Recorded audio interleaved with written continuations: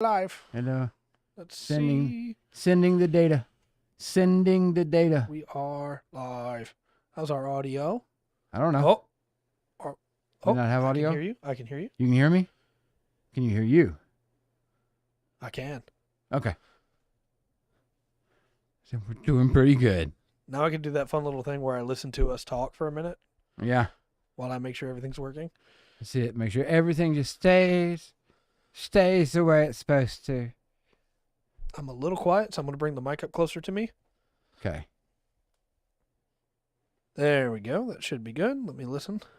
All right. I can sneak around and bring us up a little bit more if I need to. Well, I'm also realizing that half the audio is in the other one that I don't have in my ear right now. Not as in like split. Yeah. Okay. Yeah. I see. It shouldn't be, but I see what you're saying. Yeah. I can bring us up a little bit if I need to. Yeah, no, it's much better once they're both in. Oh, okay. That makes sense. Okay. Got it. All right, let me do the usual tweets. All right. Send everything out. Get it set. Copy. And get ready. Well, how's everything going? Discord. Oh. What are you doing? Not clicking the right button. Click the right button. It helps.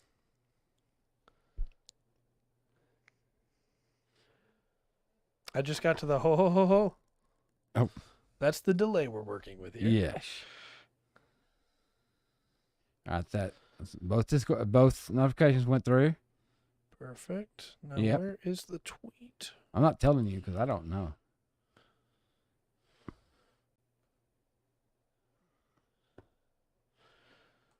There it is. That's a great response, by the way. I'm not telling you because I don't know. That's a really good response. Facts. All right, so that's sent out now. All right. And we should be good. Oh, I'm a dummy. What'd you forget? So give me something to hydrate with. Oh, yeah. You got yours, right? I do have mine. Okay. I will keep the people occupied. Keep them distracted. I shall meet with the peoples. All right, peoples, let me talk to you about something special here.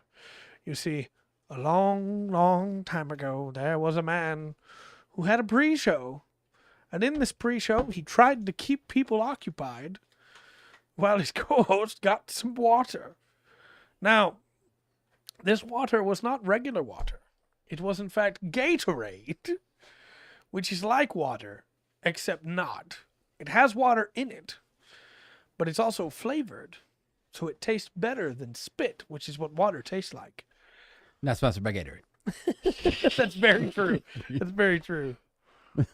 All right, we should be good there now. I'm going to get the chat ready. I'm going to send my little welcome message that I probably could have sent a minute ago.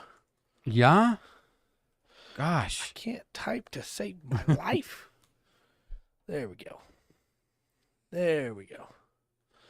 Okay. Very good. I went on everything. Good deal. Good deal. Everything's up. Everything's going. Yeah. It's pre-show time. You know, we got. Yeah. We can goof around for a minute. Yeah. A couple more minutes. We're getting close, right? Yeah. We got about 3 minutes or so. Okay. 4 Good minutes. deal. Good deal. I do know that most of our regular chatters are. I say most. Some of our regular chatters are unavailable.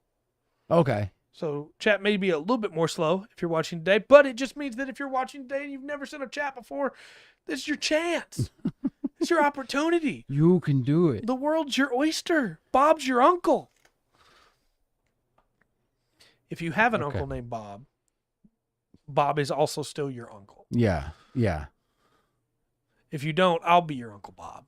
Hey, kiddo, how's it going? Now it's getting weird. Did you see, have you watched, because it's pre-show, have you watched Wendigoon's terrible movie Iceberg, or what? It's the horror movie Iceberg?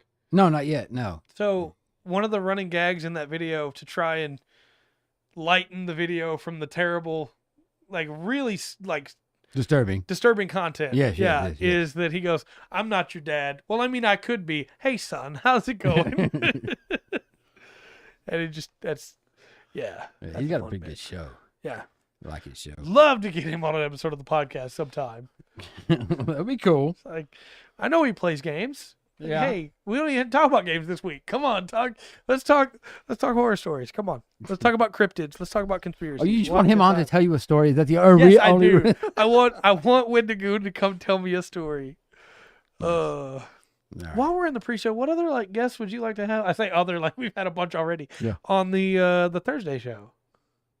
For D&D? Yeah, I'd love to get Matt Mercer, Well, yeah. Jacob Butts, Yeah. Joe Cat would be a fun one. Well, I mean, if we're going like that, it'd be like, can we get Vin Diesel? Oh, for sure. I 100%. got some questions. 100%. What are some other like big D&D content creators that would be fun to get cool on? Actually, the what is it? Roll20 guy. Yeah. He's got some good stuff. The dungeon dudes. Dungeon Dudes, Jenny D. That'd be cool. Jenny D. Yeah. Yeah. Yeah. It has been started. What? Almost. Let's say dungeon dudes. We're just talking about dream people we could get on here What was that? for an episode. Or just people would like to talk to the WA guy that does the. Oh no, I feel awful. I forgot his channel's name. He has a lot of shorts. Things you can do in D&D. Oh, One Shot Questers? No. No, not that guy. No. Oh. It's going to bother you. Yeah, it is It's going to gonna bother bother me. you. I'm going to have to put it to the side for right now. It's going to bother you. Put it to the side right now. Yeah, I think this, just Yeah, throwing we said this net Jenny out D. here. We did say Jenny D. Yeah, Absolutely. She's pretty awesome. just throwing this net out there. If you're watching this and you're one of those content creators or any D&D content creator, honestly, you want to reach out, maybe see about getting you a guest on here. That'd be really cool. That'd be really great. Actually, I'd like to talk to. I'd like to have a conversation with people that make Albert Rodeo. Yeah, It's just like what were you doing with that? yeah, that'd be pretty There's a cool. couple of them. There is a Pete Outlaw. Yeah, it's for the fireball. There is a Common Rider style rule set that is about to come out over here. That has been out in Japan for a long time. All right.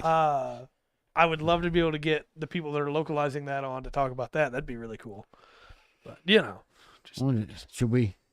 we should start. Well, I was going to ask. Should we try to make a Gundam rule set? Because you'd have to add a rule set to it. I will tell you, at one point, I was workshopping a Mobile Suit Gundam 5e conversion that used the Gundams, like the pilot pilot was a class, Yeah. and then the individual mobile suits had their own classes that they fell into. And so you would have like your not using the exact terms, but like an infighter, all-rounder, sharpshooter Okay. Yeah. from like Battle Alliance. Yeah. And I had workshopped that spells would be like ammo That would be interesting. for like beam rifles and funnels and stuff like that. You do structural damage Yeah. to Gundam, so you really got to hit. You really got to do some. You got to hit them hard. Mm-hmm. Do that, and then Called shots would be more useful in that situation because if you can take the arm off, then they lose all the abilities that arm was doing before. yes, You know, it was for either Pathfinder or D&D. They did have a gun. Somebody made a gun. I'm sure there they is did. one called Lancer. I haven't looked into it too much, but it's not just mobile suits. It's also like other stuff too. Maybe I need to look more into that, but it's got like more Macross style. So it's got like jets and stuff that it has rules for. Okay, I Which know there's also a couple. would be really cool. There's a couple add-on sets. I'm wondering how these are going to change. Lancer is its Lancer own is thing. its own thing Okay, for sure. okay. So it's something else besides Lancer. Oh, okay. Okay. I don't know. We're not looking at that. Would be really cool. Yeah, Just saying. it does. Got a Gundam, pull a Domon Kashu, and then here it comes. I think I make it even like Gundams would have to be super rare. Well, Gundams are super rare, Yeah. but armors and suits would have to be like super rare. Yeah.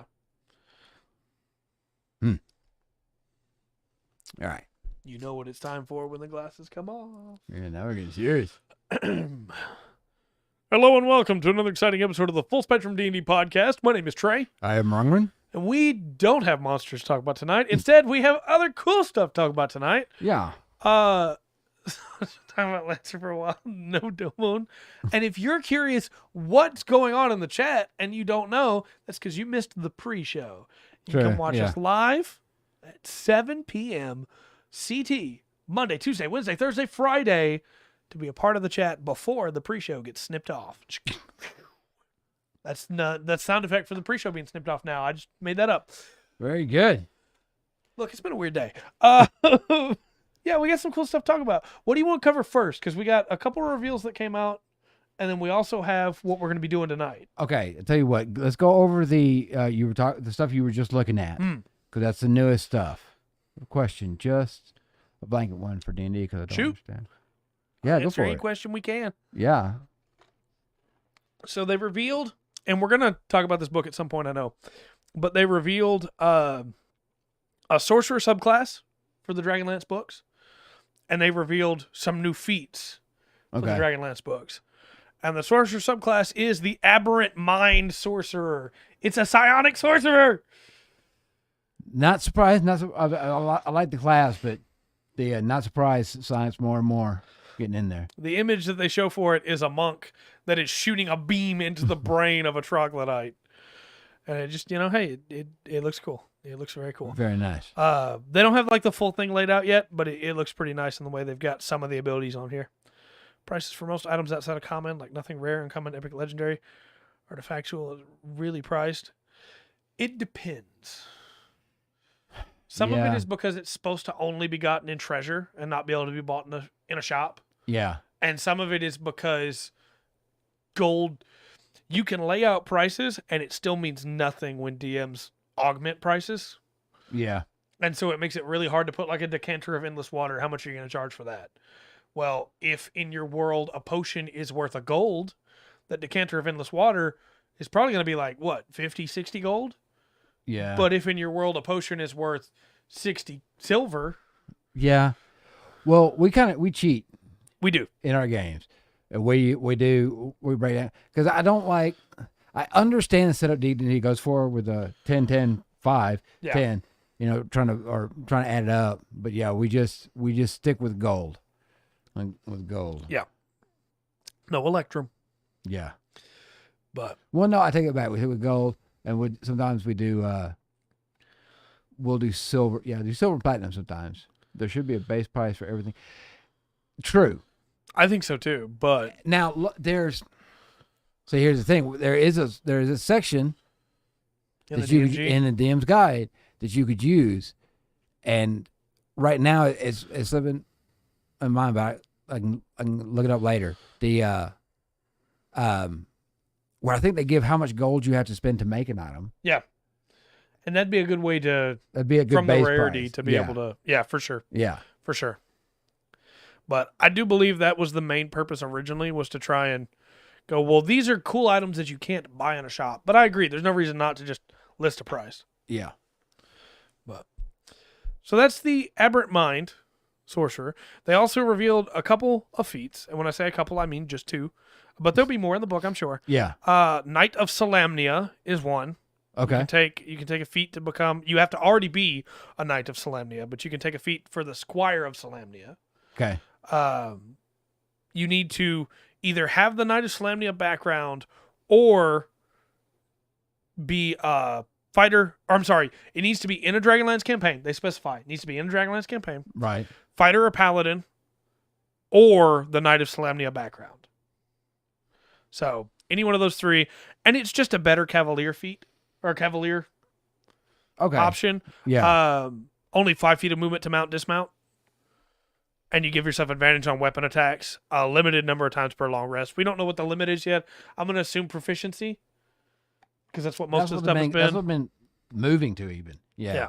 So and if you hit with the attack after using that feature, you deal some additional damage. And then the other feat is the Initiate of High Sorcery feat, which ties into Kryn's magic and the moons and everything there. And it lets you take an additional wizard cantrip. And then, depending on the moon that influenced the magic, you get 2 first-level spells from a list of 4 choices.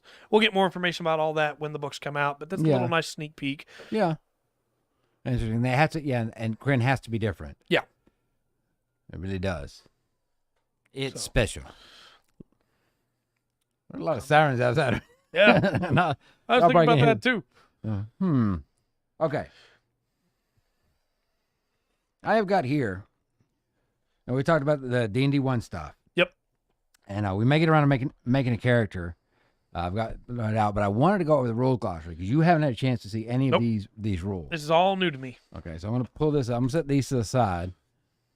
I divided these up with paper clips. I'll go through here. So, I'm going to give you a basic overview right here. That's pretty good, Dirk.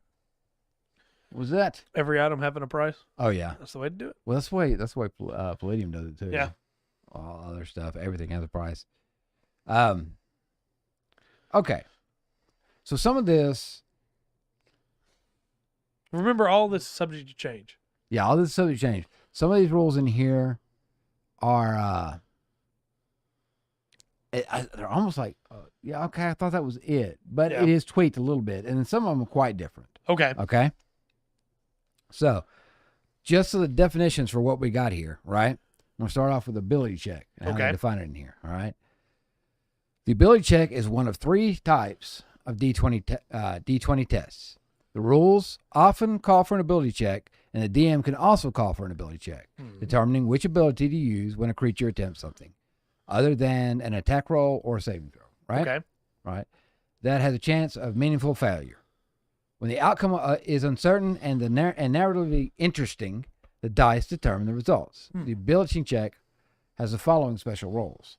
And I know that's kind of like, yeah, okay, yeah, that's right. Yeah. But it leads into stuff. Okay. I'll say that. I'm going to talk about skills now, okay? All right. Okay, when you make an ability check, the rules or the DM determines whether the skill proficiency is relevant to the check. If you have the relevant skill proficiency, you can add your proficiency bonus to the roll. For example, if a rule refers to a strength check, acrobatics, or athletics, we're going to say strength check, and then I said acrobatics or athletics there. So acrobatics is not dex anymore? I don't know. That's not quite defined in here yet. Huh. All right.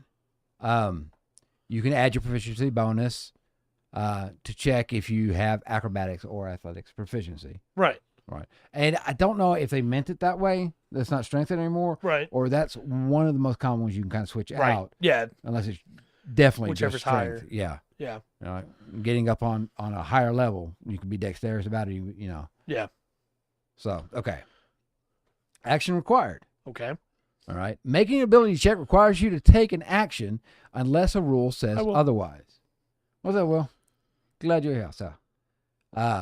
Unless the rules say otherwise. Several of the named actions, such as hide, influence, include ability checks. Yeah. We're good with that, right?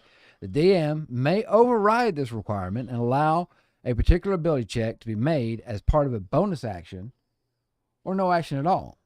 Really? Yeah, and I kind of like this. Yeah. Now, hide, not I don't want to say penalizing, but not having something to go against for hide could get broken. Like no, no action, for sure. That could get broke real quick. Free hides. But a hide is a bonus action. But doesn't that kind of take away from rogues? I think so. I think the one that makes me more excited there is the influence check, because hey, I want to try and persuade him not to fight, or I want to persuade him to give up. Before that's your entire turn. Yeah. Well, yeah. If it could instead be a bonus action, we'll get the. I think we'll get the influence here in just a little bit. Let's see where it was. Yes. All right. So nothing outlandish. A little bit different. Yeah. Nothing outlandish, right? Okay. So difficulty class. Now this one seems pretty much the same, and I'm pretty sure it's the same chart they give. You know, the DM determines the difficulty class of an ability check. Now difficulty class sounds weird. It does instead of challenge rating. Yeah. And can override a DC specified in the rules. The typical difficulty class table shows. Hold on. What? I have a big problem with this. Okay. The fact that we're calling it DC instead of CR, when DC is also what we say for the dice check. So now we're going to be saying this is the DC of this encounter, but also this is the DC you got to hit. Yeah. That's a problem. But challenge ratings, that's monsters of players. That's right. A little bit different too. So it'd be I don't know. Yeah. I have to come up with something new. Yeah. The default DC for a check is 15. Okay. So they just change it what it is. And it's rarely worth calling it for an ability check if the DC is low as 5, unless there's potential failure is narratively interesting. I see. I misunderstood. I thought difficulty class was going to be replacing CR. Oh no, This is what they're now saying dice check is. It's now difficulty class. And they get very easy 5, easy 10. I misunderstood. I see. Okay. And it goes up to nearly possibly 30. Right. That's your same chart you always use. So we're not going to call it a dice check anymore? Now it's going to be a difficulty class? I guess, yeah. I don't understand difficulty class. Which... Or a difficulty check? No, it's difficulty class. What's funny is I don't know if anybody uses this rule. It's like, hey, okay, roll. Just don't roll a 1, 2, 3, or 4. Right, yeah. You know, if you roll a 1, 2, 3, or 4, you fail. And I know it's not DC Comics, yeah. There you go. So now, it's that DC. But for what it's worth, we did use DC as the phrase before. I've always heard it as difficulty check or dice check. I've never heard it as difficulty class. Yeah. Now, this keeps going. Okay. And it's like it keeps. Like I said, we haven't. This has been interesting, right? Yeah. But they just changed the name of it. Nothing yet, Right. Okay. So armor training. So armor training is a new name for armor proficiency. All right. Okay. An existing rule that involves armor proficiency now applies to armor training. If you wear light, medium, or heavy armor and lack armor training with that type of armor, you have disadvantage on any D20 test you make that involves strength or dexterity. Any D20 test you make that involves strength or dexterity, and you can't cast spells. If you equip a shield and lack the armor training with shields, on things, you don't gain the armor class bonus for that shield. Why change that from proficient to I don't know. And they don't. The shield thing kind of makes sense because you don't get a big bonus for handling. Yeah, because you wouldn't know how to use it. Yeah. Right. But not only that, I mean, you get the AC for you getting a shield. That's about it. There's nothing spectacular, but you don't get to do anything special with that. Too many DCs. Yeah. Maybe this is because they're changing the way proficiency works. Okay. But that feels like a strange change to me. That feels like changing it for the sake of changing it. Yeah. So armor training, not armor efficiency now. Yeah. And artisan's tools. Now this is not a big thing, and this kind of makes me scratch my head. I think on this one. Artisan's tools are a category of tool with which a character can gain tool proficiency. For a list of artisan tools, see the 2014 Player's Handbook, but ignore the prices there. These new tools cost they now cost 15 gold pieces. So that's just I'm not sure why. So I guess if you're going by the book and you're really strict on the money and you're using everything, maybe. Sure. But what about if you're not? What about if in your world, like we said earlier, a health potion costs 1 gold? 15 health potions for a set of artisan tools? Yeah. Like that seems, I don't know, man. I don't know. I guess you can change any number on the deal. But now potions, I do believe, are listed as priced in the 2014 PHB, yeah. Yeah, so if you're going by that, they're 50 gold, aren't they? Yeah, let me double check, but I think so. I think 50 gold. So from that aspect, 15 makes more sense. Yeah, maybe it's balanced out, but yeah. Not an elixir of health. I just want a regular health potion, D&D Beyond. I don't want a drow bottle.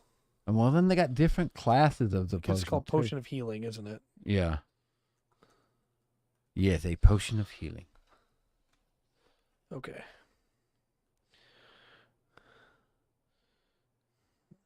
Common rarity. They don't give the price there, do they? Don't give the price here. All right. I'll have to pull up my PHB. Yeah. Do it that way. I don't know. So I'm trying. I got 50 gold. 50 gold. Okay. Yep. Onto that. So maybe from that. Okay, we're trying to make prices more. That still seems like a lot comparatively, though. 15? Yeah, maybe so. I don't know. That's 3 sets of tools and some change equal 1 healing potion. Yeah. Okay. Huh? Okay. All right. So, just to me, just changing prices, unless like what we were talking about earlier. I can change that easy. Yeah. Unless what we were talking about earlier with Dark, where they give you price for everything like straight up. Yeah. And maybe messing with the gold. And right. To me, that just doesn't seem like why bother? Yeah. Okay. Attack action. Okay. When you take the attack action, you can make 1 attack with a weapon or an unarmed strike. Right. All right. You can equip. Now, I like to y'all's group will like this. You can equip or unequip 1 weapon before or after any attack you make as part of this action. 4th edition. The only good thing about 4th is as part of your movement, you can equip or unequip. So even if the attack was an armed strike. So now, really? So in one action, you can slap somebody and draw your sword. Yeah. Okay. I like that. That now becomes feasible. That potion better be good than 50 gold. It heals like 2d4 plus 2. We little behind the things, and on the occasion we get to run, we do potions differently. I can be a jerk about some things. All right, they don't know what potion they're getting. Potions we got a little thing with little bag with little bottles in it that have got a certain amount of dice in it. Yeah, already set up. So they got to reach in. If they take one, they reach in and they grab one. They might get a good one. I've seen them get a really, really good one, and they didn't need a really good one. And there's been some situations. I like that though, because again, like the idea of it takes your action to draw a weapon, so your choice is to drop a weapon. Yeah, like, there's something about that never felt good to me. I gotta get back on the mic. I keep moving away from the mic. Okay. Something about that never felt good to me. It always felt like, well, I'm having to get around a system that doesn't make sense. Yeah. And honestly, the whole thing is it has caused confusion at our tables before on that, or trying to get it right and trying to make it work. So I do like that. And I think it gives room to do something like I'm drawing all in one move. Yep. Because it really didn't let you do that before. No. All right. I don't understand if this is a change or not. If you move on your turns, you can use some or all of that movement to move between the attacks of this action if you have a feature, such as extra attack, that gives you more than one attack as part of the attack action. So I don't think the rules ever necessarily said before you could move after attacking. We just always did it that way? Everybody did, because why wouldn't you be able to? Yeah. I've still got 15 feet of movement. Yeah. Throw the move in there. I guess maybe as rules rules is written. I believe in the 2014 PHB, the first one that came out was if you have extra attack, you make an attack. It never said you could move between those attacks, but it also didn't say you couldn't. So we all just did. Okay. Because why wouldn't you be able to?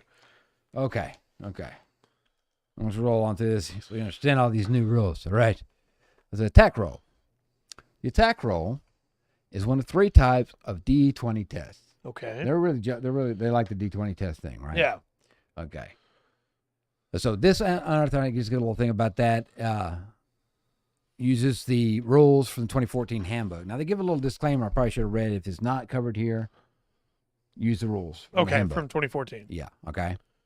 They talk about arcane spells, which we talked about before. Now there's 3 spell lists, right? Sorry, I got a kick out of the idea of when they say 2014, do they mean my PHP? No, they don't mean your PHP. Or everybody else's? No, they don't mean the first edition PHP, 5th edition. No, there's been some erratas. Now, I found this interesting because this is the first time they call it bark skin individually, the spell. Oh, okay. Okay. So the most action, concentration up to 1 hour. You touch one willing creature, protect it with regenerating bark. Until the spell ends, the target skin assumes a bark-like appearance, and at the start of the target's turns, the target gains a number of temporary hit points equal to the spellcasting ability modifier plus your proficiency bonus. Oh. So you're going to get 10 HP with when you get that again. And then when you cast this spell using a spell slot of third level or higher, you can target 1 additional willing creature for each slot above 2. Also, just clarify for anybody who's like, well, weren't we just talking about D20 checks? It seems like they're doing this in alphabetical order. Yes. So we will get back to that. Normally, most potions are not that good when you have skills. Yeah, we have bark skin, but it's not this good. Yeah, you couldn't cast it on anybody else. It was a self only. Self only. Yeah, through that. This is a good change. And you didn't get any temporary hit points. And you didn't add in from your spellcasting and your proficiency. But it no longer looks like it adds AC. Yeah, I don't see that in there. Now it's just temp HP. Yeah. But still, being able to give it to other people is a huge change. Because now you can play a druid that is more supporty. But I don't see the AC at all. It's gone. Hold on. Yeah, because at the start of each target's turns, the target gains a number. So they just get that every time. Every time, yeah, they get your spellcasting. So that's pretty sick. Yeah, at low level it may not be that much, but at low level, 4 HP a turn adds up quick. Yes. And that 4 HP quickly becomes 6 HP, 8 HP, 12 HP as your proficiency bonus and your main casting stat go up. Mm. Now, this one's kind of cool. I like this. Just because it's a little better explanation. And they didn't do it. I don't think they did a very good job first time through explaining a bunch of the sites. Yeah. Is that right? So I agree, because everybody thought dark vision just lets you see everything in the dark, including color. So, blind sight. If you have blind sight, you can effectively see within a specific range without relying on physical sight. Right. Yeah. Within that range, you can effectively see anything that isn't behind total cover. Even if you're blinded or in darkness. Moreover, you can effectively see a hidden or an invisible creature in that range. Good. Yeah. Good. Yeah. Now it seems a little more, but blind sight was just kind of like, hey, that's cool. Yeah. Before, but now you can actually work with it, do something. Never use potions. I understand. Got to hold on to them. You might need them later. If it was just like, if dark vision was the only one that D&D 5, I would agree with you on that giver thing. But it's got you got true sight, you got blind sight, you got dark vision, you've got depth vision, right? Devil sight. Yeah. You've got. So if dark vision did that, it would kind of. It'd make some of those. A couple of the other ones wouldn't. Yeah, they wouldn't matter anymore. Yeah.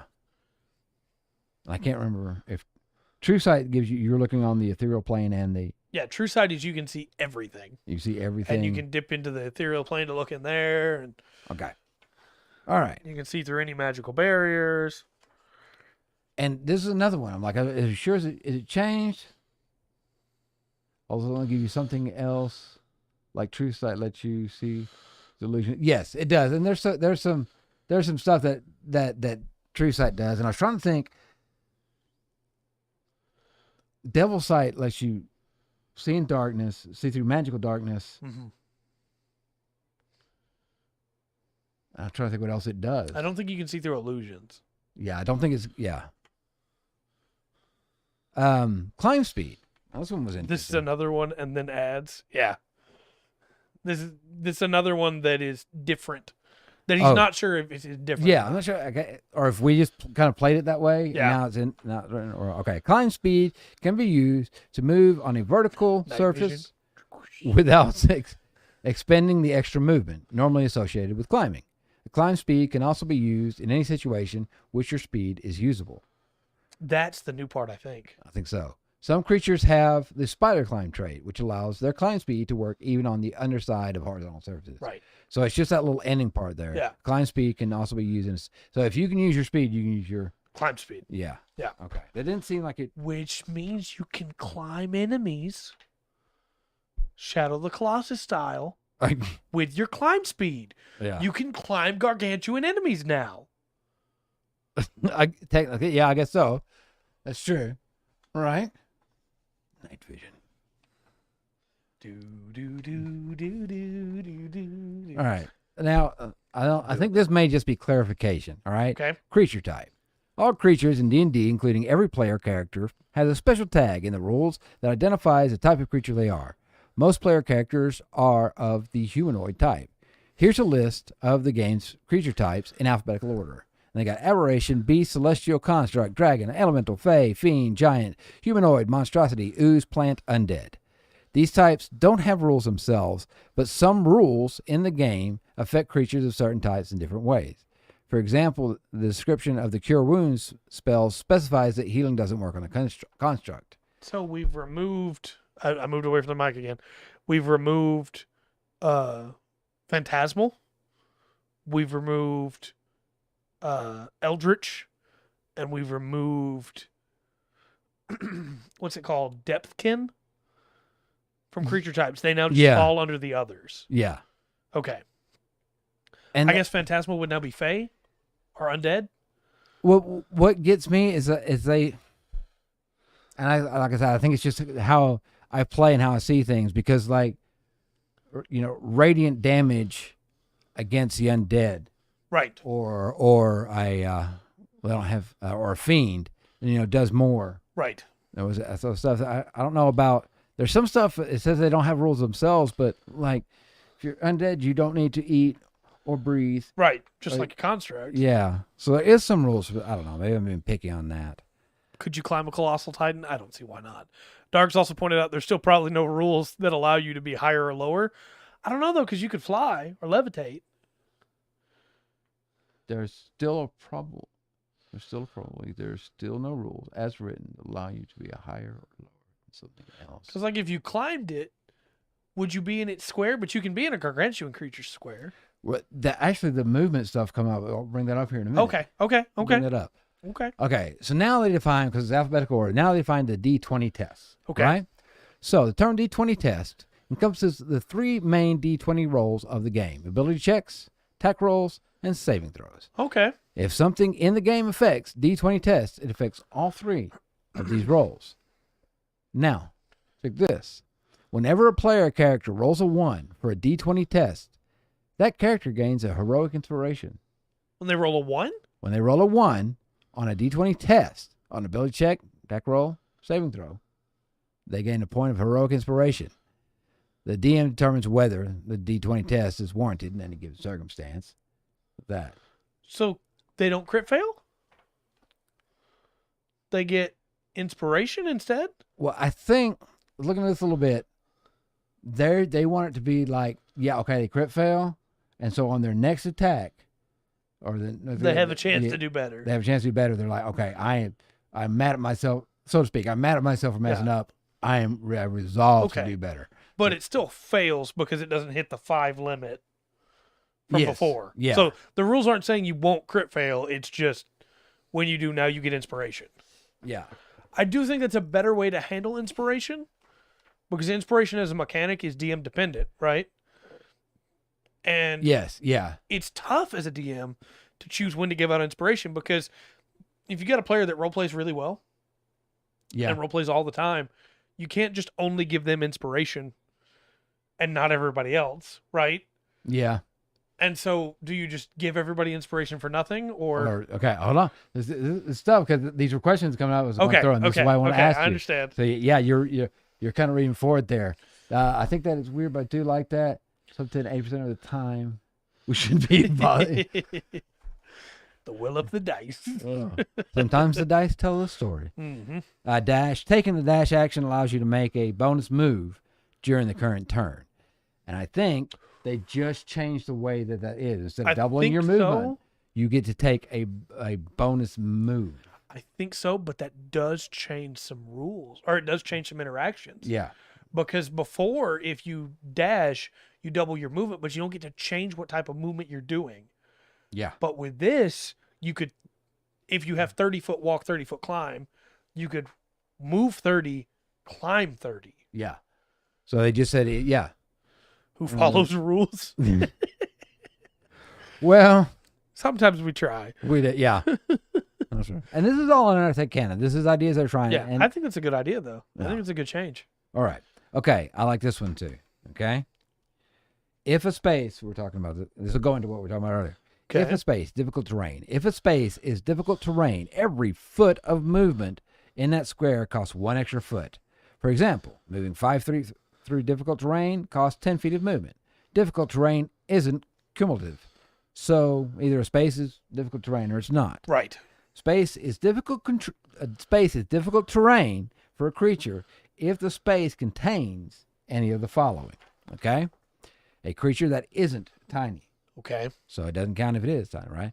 Furniture that is small or larger, heavy snow, heavy undergrowth, ice, liquid that's between shin and waist deep. Okay.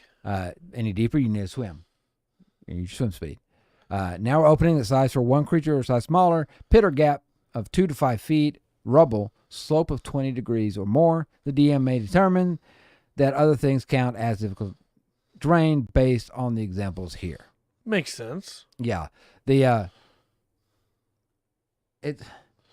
Swim if it's higher than my ankles. I mean, no. Over your waist. Over your waist. Yes. Space, not that kind of space. I don't think regular space would be considered difficult terrain. Although, you can't move very well in it. Yeah, that's true. Impossible terrain. You got nothing. That's true. Yes, impossible terrain is a very good way to put it. Something to give you propulsion. Yeah. Okay, divine spells. That's divine spells rise in the power of gods. The outer Right. magic, planes, clerics, paladins harnesses magic, and now the spells are in the divine. That's just going like with the arcane and the primal, right? Yeah. Okay. Exhausted condition. When you were subjected to the exhausted condition, known in older books as exhaustion, so it's exhausted condition. Okay, right? that's Not what we're now exhaustion. calling it, exhausted condition. Yeah, you experiencing the following effects. Levels of exhaustion. The condition is cumulative. Each time you receive it, you gain 1 level of exhaustion. You die if your exhaustion level exceeds 10. 10. 10. That's new. Okay. Yeah. Well, so D20 rolls affected. When you make a D20 test, you subtract your exhaustion level from the D20 roll. Oh. Yeah. Spell saves DC is affected. Subtract your exhaustion level from the spell save DC of any spell you cast. Ending condition. Finishing a long rest removes 1 of your levels of exhaustion. When your exhaustion level reaches 0, you are no longer exhausted.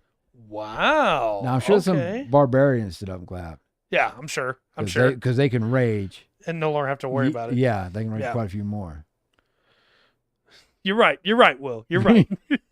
You're right. I was thinking with propulsion, but you are correct. So I like this a lot. It no longer kills you, huh? Well, if you get to 10 levels. Oh, yeah, you die. That's right. It does say that. Yeah. Yeah. But 10 instead of 6? Yeah. So now you have 10, and it gets worse to the point where it adversely affects combat. Yes. As compared to just, well, you have these things that happen to you. Well, we kind of talked about before. This seems like when things fixed out because we talked about before the everything's advantage and disadvantage. Yeah. Right. This is good. So this adds, it adds some levels to it. Yeah. Now, when you get exhausted in combat, you're not just going to put up with it. You're going to try and cleanse it. You're going to try and get that off. Well, yeah, but also, it feels like you can, okay, you're tired, but you're going to fight on. Yeah. Before it was like, I don't know. I think I like that change. I do too. Okay. Expertise. Expertise is a special feature that enhances your use of a particular skill proficiency. If you gain expertise, you gain it in one skill in which you have proficiency. You can never have expertise in the same skill proficiency more than once. When you make an ability check with a skill proficiency in which you are expertise, your proficiency bonus is doubled for that check. Right.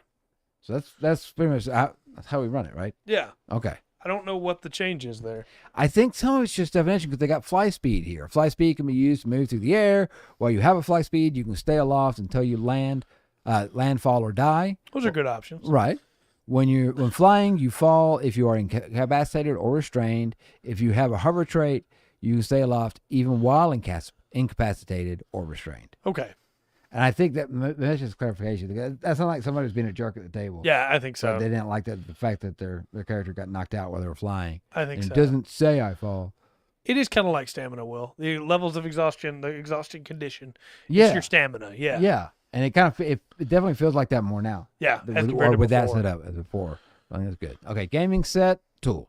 Okay. Gaming sets are a category of tool with which a character can gain a tool proficiency. And it gives you a list of game sets from the 2014 Player's Handbook. But ignore the prices there. These now cost 1 gold piece apiece. That's expensive for a deck of cards, man. A gold? Yeah. Because of how they set it up. Yeah. It's because it was. We're looking at health potions, 50 gold? You gonna tell me that a potion that heals you is 50 gold? A set of tools to be able to make any kind of thing, roughly, is 15. And then you're gonna charge me one of those for a deck of cards? That's like going into the dollar store. Hey. And they're charging you $30 for a deck of cards. They might be hand-painted cards. You don't know. That's true. They don't have the printing press. We're just glad you're here. Yeah, we're glad you're here. Glad you're here. All right. Guidance. Okay. Now, I like this, okay? This is what I thought was really interesting. Okay. Oh, we skipping grappled? Oh, no, I did skip grapple. I apologize. Okay. So while you are grappled, you experience the following effects. Your speed is 0 and can't change. Okay. No longer move. Yeah. Even if you're a large creature, if you get grappled, you can't move. Right. You have disadvantage on attack rolls against any target other than the grappler. Makes sense. Okay.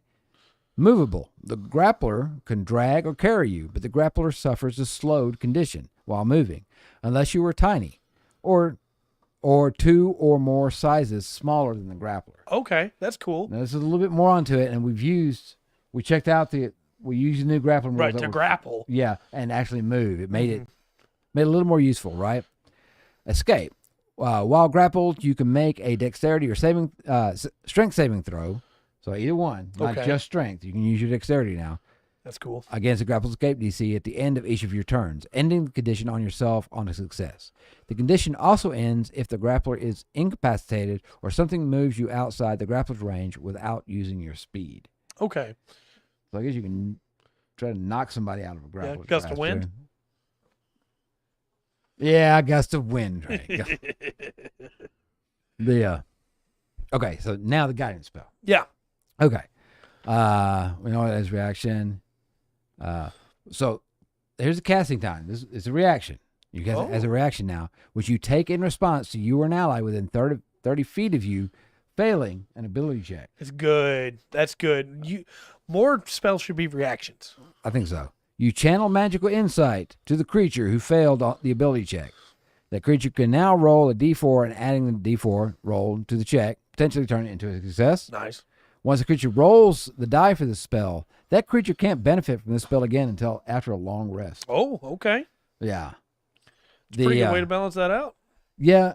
Now, guidance has been a great spell. Oh, yeah. Wonderful. Because you go, guidance, here's a d4, just carry that with you for a little while, right?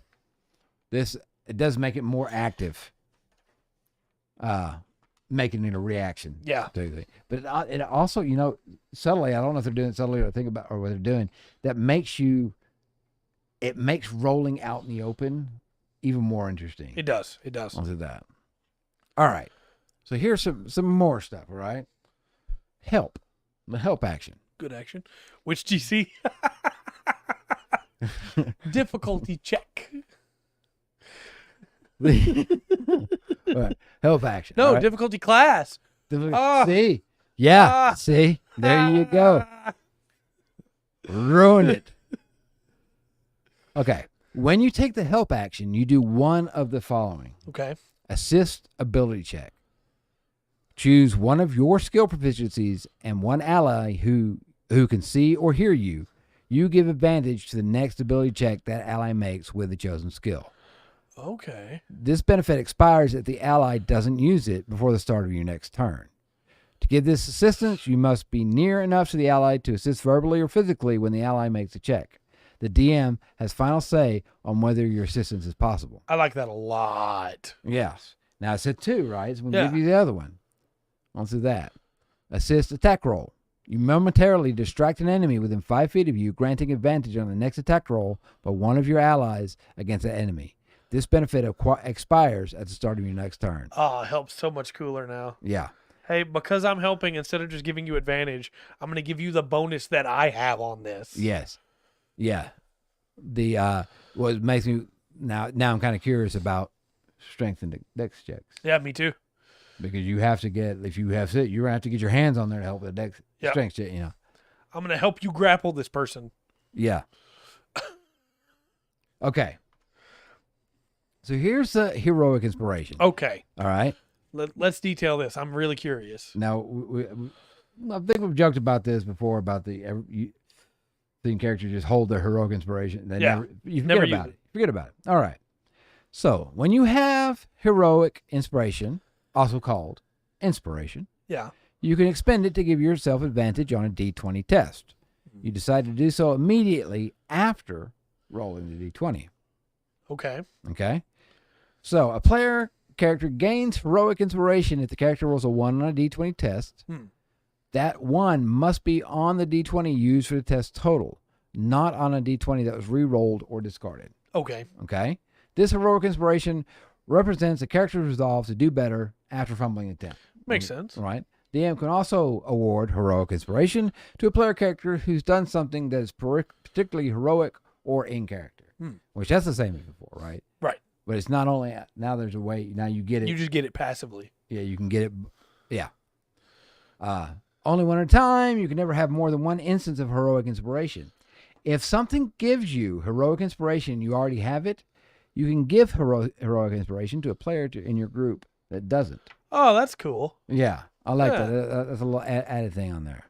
What about death saves? If I roll a 1 on a death save and get heroic inspiration, can I then use it on the next death save and not die? Yeah, because that's going to be a D20 test that Yeah. you're rolling. Yeah. So the next That's time cool. you roll, That's cool.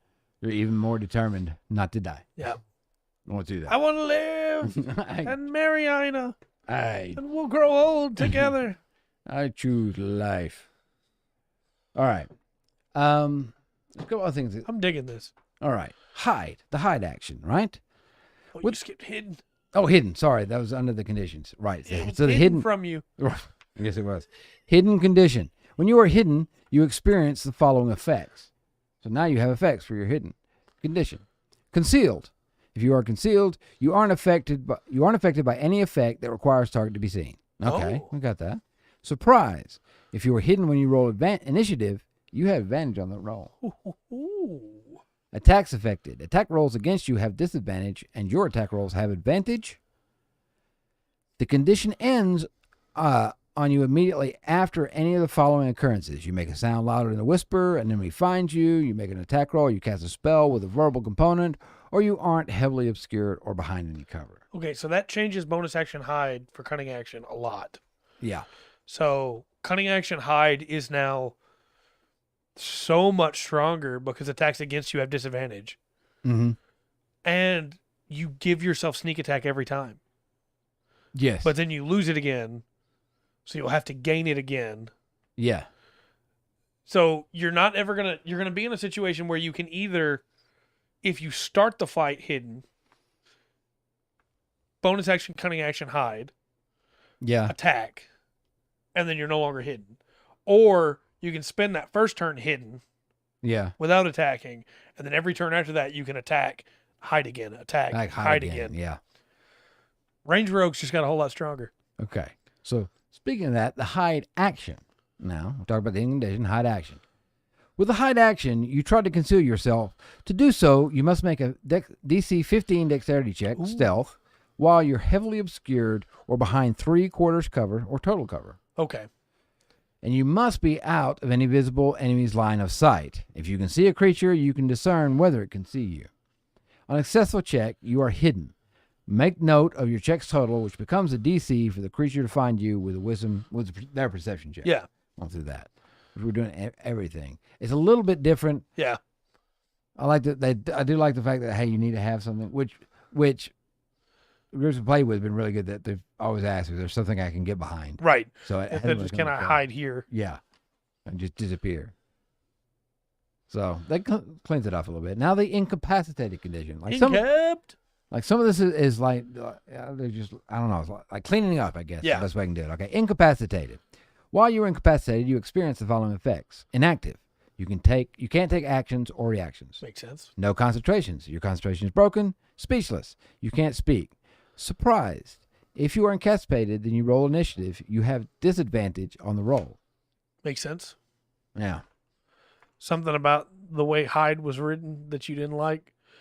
It's very strong, but you do still have to be behind something.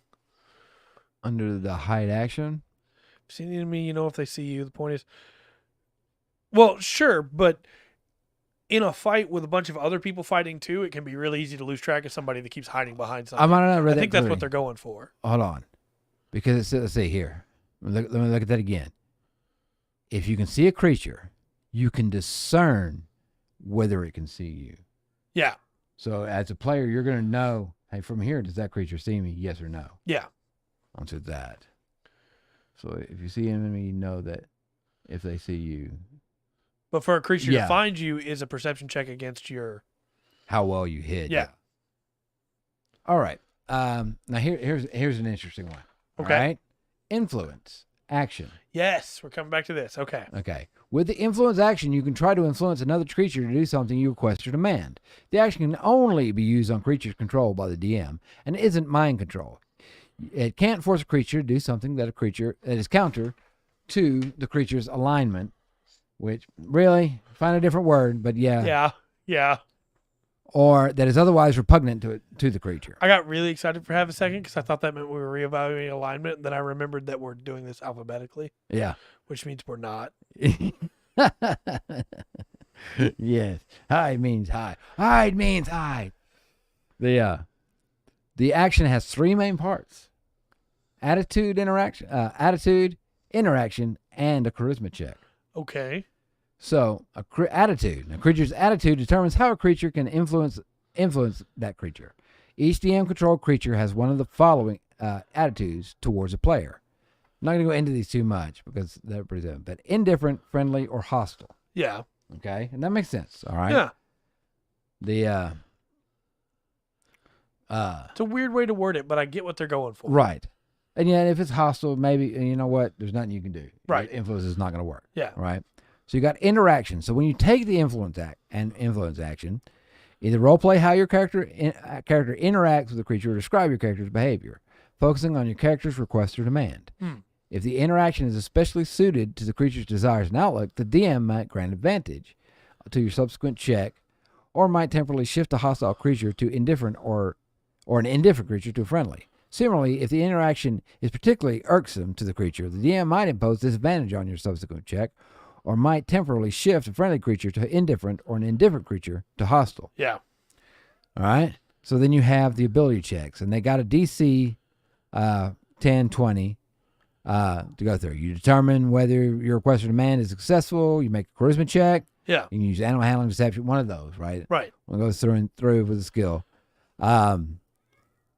Also, each request and demand requires a different check. Creature's attitude determines the DC required to achieve the specific response as shown in the influence responses table. All right? So I got a DC 10, DC 20 for the indifferent, friendly, and hostile. So DC 10, the creature does as asked as long as no risk or sacrifice is involved. Makes sense. If you roll a 20, it accepts a minor task or sacrifice to do as asked. So that's the one that's indifferent. That's an indifferent. It doesn't care. Right. Your friendly ones, the DC's 10, you make it. The creature accepts a minor task or sacrifice to do so as asked. Yeah. So it might cause them a little pain, right? If you roll a 20, the creature accepts a significant risk or sacrifice to do as asked. Yeah. Okay. And then hostile 10. If you roll 10, the creature offers no help but does no harm. Makes and sense. 20, the creature does as the ask as long as no risk or sacrifice are involved. Yeah. So they just go a little bit into. I think this will help people that need rules as written. I think so too. Or like that, and gives them an actual thing to work with that with negotiations and stuff. Yeah. Because quite a bit you can do with that. I'm not set on the 10 and 20. Yeah, I agree. I think there should be different scales of it. Bless you. Thank you. I might work in a 15 in there, but I can kind of see it. Okay, and this is just defined. Invisible condition. When you are invisible, you experience the following effects. You're unseeable. You can't be seen. So you aren't affected by any effect that requires its target to be seen. Any equipment you're wearing or carrying also can't be seen. Makes sense. Surprise. If you're invisible when you roll initiative, you have advantage on the roll. Makes sense. Attack rolls against you have disadvantage. Attack rolls have advantage. Yeah, because you're invisible. People can't see you. Yeah. But if you attack, usually when you're visible, then I don't know. Yeah, then you become visible. Okay. Now this, I never liked the way that 5e is done. Did jump, long jump, high jump. I agree. Like it was silly. There's no variation. You jump this far. All right. So now the jump action. With the jump action, you attempt to leap more than 5 feet. A jump of 5 feet or less is treated as difficult terrain. Sure. When you take an action, your speed must be greater than 0, and you must make a DC 10 strength check, acrobatics or athletics. Again, interesting. Yes. If you don't move at least 10 feet immediately for the action, you have disadvantage on the check. Oh. Okay. On a failed check, you leap 5 feet horizontally or vertical. On a successful check, the check's total determines the distance in feet that you can clear horizontally, or half that roll down if you're jumping vertically. Round down. This jump doesn't expend your movement, but the distance you clear can't exceed your speed. Okay, because you're using it as an action, so you would still have your move afterwards. Right. But it doesn't use your movement. Right. So if you have 35 movement speed, you can jump 30 feet after you've moved your 30 feet. If you can roll that. Yeah. If you can roll that. That's pretty crazy. Yeah. I'll go run 30 feet and jump as far as I can. Yeah. So you're going to add on extra movement at the end with that jump. Yeah. It's pretty crazy. Okay. Also makes, what's it called? It's not Long Strider. It's the other one that lets you jump. Is it just called Jump? I think spell? so. Maybe. I think it makes so. it better. Well, yeah. Well, that Not much better, but it makes it better. Well, there's some leeway. There's a reason to roll to Yeah. jump. There wasn't before. It was just like you jump this high and you jump this far. That's it. Yeah. You know. Well, no, I'm gonna try to push myself to jump a little bit further. I don't know. I agree. It's a little bit better. It's not 100% behind it, but it is better. Light weapon property. So the weapon property, the light weapons, right? Yeah. All right. When you take the attack action on your turn with an attack with a light weapon in one hand, you can make one extra attack as part of that same action. Oh. The extra attack must be made with a different light weapon in the other hand, and you don't add your ability modifier to the extra attack damage. Okay. You can make this extra attack only once on each of your turns. Okay. And it gives an example. If you take the attack action on your turn, you have a short sword in one hand and a dagger in the other, each of which has a light property. You make one attack with each weapon, but you don't add your strength or dexterity modifier to the damage of the second weapon. So it's just clarifying you can do that at all times. Yes. Everybody has. Yeah, everybody can do that. It's a good clarification. Yeah. That's thorough. All right. Okay. This one, I think they just changed up a couple of things, right? A long rest is a period of extended downtime, is at least 8 hours long, available to any creature. During a long rest, you sleep for at least 6 hours and perform no more than 2 hours of light activity, such as reading, talking, eating, or standing watch. Benefits of long rest: you regain all HP, all HD, your hit dice, your HP max is restored, and your ability scores are restored. Nice. That's kind of weird. That's got to be. That's going to make some stuff more specific. You're going to have to support. Well, they don't really go into poison. What about the spell slots? It doesn't say that. You can't benefit from more than one long rest in a 24-hour period, and you must have at least one hit point at the start of the rest to gain its benefits. Huh. Long rest is interrupted by combat or an hour or more of walking, casting spells, or sim activity. The rest confers no benefit and must be restarted. However, if the rest was at least 1 hour long before the interruption, you gain the benefits of a short rest. Okay, well that's nice at least. It's kind of the spell slots kind of seem like a weird omission. Yeah, I wonder if that's now wrapped into the. We're gonna get to them, I'm sure, alphabetically. I wonder if that's wrapped into the ability scores. If it's proficiency related. I kind of wonder if it's like, no, we're going to leave that to depend on class. Could be. Because warlock, you got short rest, get spell slots back, or the type of warlock. We'll see. Magic action. When you take the magic action, you cast a spell. Okay. Yeah. When you cast a spell that has a casting time of an action, or you use a magic item that requires an action to be activated. Okay. Interesting. So if you cast a spell that has a casting time of 1 minute or longer, you must take the magic action on each turn of that casting, and you must maintain concentration while you do so. If your concentration is broken, the spell fails, but you don't expend the spell slot. Okay, so you can no longer cast a spell that doesn't have a concentration time unless it's a bonus action while you're concentrating on a spell. Because if you cast a spell that has the casting time of 1 minute or longer, you must take the magic action on each turn. Yes, and you must to keep that. So you can't cast another full spell at all. Yeah. Okay. All right. Interesting. That's very interesting. Because that is not how it read before. Before it was you can't cast one that has another concentration. Yeah. And a whole concentration. Yeah. Okay.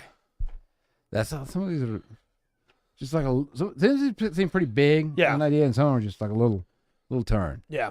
Move. When you move, you can go distance equal to your speed or less. For example, if you have a speed of 30, you can go up to 30 feet when you move. Yeah, makes sense. Difficult terrain can slow you down. You can break up your move using some of its movement before and after any action you take on the same turn. For example, if you have a speed of 30 feet, you can go 10 feet, take an action, and go 20 feet. Moving around other creatures. During your move, you can pass through the space of an ally, an incapacitated creature, a tiny creature, or a creature who is 2 sizes larger or smaller than you. Okay. Another creature's space is difficult terrain for you unless that creature is tiny. Makes sense. You can't willingly end your move in a space occupied by another creature. All right? So you have to... You can go through it like that. Because before, it was like, I can't get by you. Yeah. Now you can go through there. You can go through the square now. It's just difficult terrain. Yeah. It's going to slow you just a little bit more as you get through. And then there's not if, now you can run underneath a giant if you want to. Right. But you can't climb the giant because you can't end your turn from a move in the same square as an enemy. Yes. By that. Yeah. Now, here's this. You can use your speed to climb. Yeah. You can use your speed to climb or swim. Some creatures also have a climb speed or swim speed. If you use your speed to climb or swim, each foot of movement costs 1 extra foot. For example, if you swim or climb for 5 feet, you must spend 10 feet of movement to do so with your speed. If you're swimming or climbing through difficult terrain, that's 5 feet of movement costs 15 feet. Okay, that makes sense. Yeah. It also yes, because anybody should be able to grab hold of that and try to climb it. Absolutely. Right. And it makes if you give something a climb speed or swim speed, it's a little more impressive. Yeah, I agree. I like that. No more difficult terrain with that. Yeah. All right. How many more of these we got? What time is it? 8 o'clock. 8 o'clock. 8:04. I tell you what, we've gone through a lot of them through all this. I'm gonna pick up a couple more here, and we'll try to shut this down. Okay. Let's look at short sword real quick. Short sword is now a simple weapon, not a martial weapon. Oh. Yeah. Okay. Here we go. Okay, that makes sense. The study action. I want to get you on this one real quick. All right. When you take the study action, you make an intelligence check to study your memory, a book, a creature, a clue, an object, or another source of knowledge, and call to mind an important piece of information about it. The areas of knowledge table suggests which skills are applicable when you take this action, depending on the area of knowledge the intelligence check is about. And it's like arcana for magics and spells. Okay. And history is, for historic events. So that's lined out. So it's taking a full action to try and remember something. Yeah. That's interesting. Yeah. The study. And I was kind of interested about the way it worded as to call to mind an important. So is it I guess it's going to be something you already know? Yeah. That doesn't really go with or study. If you're studying like a creature, then maybe it's to try and call to mind something that would be obvious. Like, okay. Hey, it's got a limp, or hey, when it moves its head this way, Okay. I got 2 more for you. I'm going to skip a few. Okay. We'll finish this off. All right. Teleportation. Okay. Teleportation is a special kind of magical transportation. If you teleport, you disappear and reappear elsewhere instantly without moving through the intervening space. This transformation doesn't expend movement unless the rule tells you otherwise. And teleportation never provokes opportunity attacks. Oh. Yeah.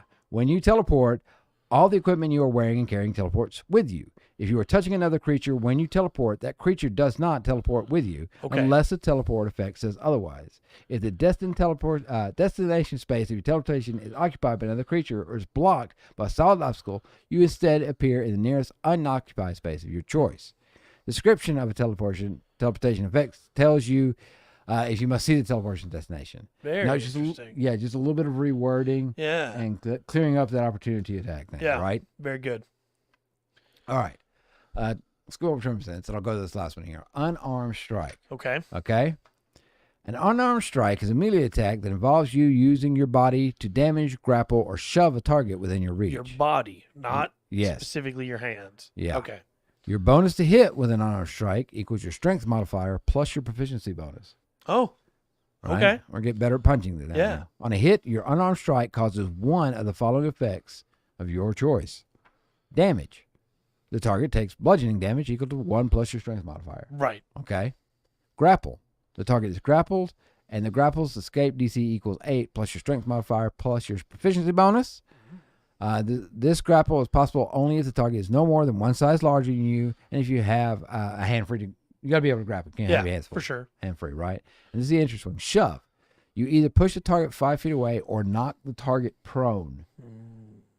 This shove is possible only if the target is no more than one size larger than you. Yeah. I'm going to take my action to knock them prone, so all the rest of you can crit them. Right? That gives no. I just knock him down. I'm gonna with that. I'm knock him down. Yep. I got this guy. He's got a sword. I'm letting him hit him. Yep. That I don't know. That makes I kind of like that. The wizard gets jumped. He's standing there. He's not going to have anything that can hit because all of his stuff is ranged. Yeah. So instead of taking disadvantage, try and hit ranged and melee, he's just going to push him down. Yeah. There's a chance he can knock somebody down. Yeah. Onto that. It makes unarmed. They're making unarmed and grapple in these rules just a little bit more useful. Yeah, for sure. On that. For sure. I like that a lot. So that was some quick roll. We didn't, obviously it took a little bit longer than I was thinking of, but we got expert classes in this too. Anything what stood out? I mean, is there anything that was like that one or a couple of those you really really like? I really like the changes to exhaustion. Yeah, I think those are very good. Yeah, I think that the move rules are better, where your dash is no longer just specifically double your speed. Yeah, you take another move. You take another move action, which means anything you have that works during a move action, you get to do.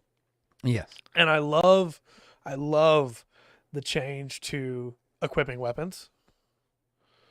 That you can equip a weapon as part of your attack. Yeah, it's very good. Yeah, I like that a lot. That really just a little thing. It's a little thing that clears up a lot. Well, there are classes like the Kensei that are like the thrown weapon fighter that, hey, you are almost penalized for having more than one weapon that you rely on. Yeah. And now you're not. Yeah. I think that feels really good. Or if you want to be a fighter, you want to be a cool fighter that has melee and ranged, you have to drop your sword to draw your bow. Yeah. That's not a thing you would do in real combat. Yeah. You know, maybe if you got jumped, but that'd be about it, you know? Right. So it's nice that's been fixed. Yeah. And then I like the change to hide. I think it's going to make rogues really, really good. Yeah. It's like some of the stuff they get more detail with, right? And other stuff they just kind of conglomerate. Yeah. On through there. I'm pretty happy with all of them. I think there's, like I said, some of them was just like, okay, I think we were already doing that. I'm not sure. Right. But the exhaustion rules definitely. That makes it a lot more interesting. There's a reason to fight. Also, like I said, just on the barbarian side, okay, how many times can I rage now? Yeah, for sure. You know. Is this something that you like these enough that you would go ahead and start using these in new sessions, new games today? Like if you were starting a new game today, you'd go, hey, let's use these rules. Well, I think definitely for the stalling the weapon or drawing the weapon rule. Yeah. I liked it a lot. The crit fail inspiration. Yeah. The crit fail inspiration is kind of cool on that. And I like the exhaustion rules. I like the couple of the smaller ones. Like I kind of like Bark Skin being regenerative now. Bark Skin's cool. I like reaction on Guiding Bolt too. Yeah. Or guidance, not guidance, guiding bolt. Not Guiding Bolt. Yeah, sorry. That'd be crazy. It would be. And just blast you through that. I know. I kind of want to see where they go. We'll make a character next week. Yeah. Because I got that. But I want to go over that. No, I agree. I think it was worthwhile to go through. Yeah. Some interesting looks, and just I think some of them are a lot better than at least in the wording that they used the first time through. I agree. That. Well, tomorrow we've got Painting Thousand Suns. We're going to try and finish those off. Then we won't get all of the Thousand Suns painted that I have. Paint faster. But we'll finish off the kill team, and then I can always just finish the other ones off on my own time. Yeah. Because we got a lot more kill teams to paint. Then Monday, of course, we'll be back with Demo Monday. Yes. Playing some Lotro. Tuesday, we got some cool stuff that's already coming up news-wise. All right. And then Wednesday, you'll have another assignment. Okay. We'll be back next Thursday making characters, maybe? Yeah, I think so. I think we'll go from this because some of the rules, and I might give you a little cheat sheet. I'll let you dig through the feats and stuff because of the level and stuff to look at them instead of trying to figure out what we do. It might take a while. Yeah, trying to do it live. But I wanted to go with those rules with you because, like I said, the unarmed strike and the grappling thing might make you think a little bit differently about a character. Yeah, for sure. 100%. Or the exhaustion thing. I'll fight exhaustion all the time. Yeah, I'll fight exhaustion. Well, it's not just an advantage, right? Yeah. You rage one or frenzy, excuse me. Yeah. Frenzy once, and then you're going to have disadvantage on everything. Right. So now instead it's just, I have one less chance to hit. I still have like a plus 12 to hit, so that's fine. So I can do this. I can frenzy. You can take a barbarian through long range. You can frenzy for a few times, you know? That very interesting. You can realistically frenzy like 3 or 4 times before it's going to start to really affect you. Yeah. That's pretty crazy. Yeah. Sorry, I got off of that. No, you're good. That's okay. With all that said, then, I've been Trey. I've been Rungan. We've been the Full Spectrum D&D podcast. Remember to always enjoy the full spectrum, the D&D. Ha ha.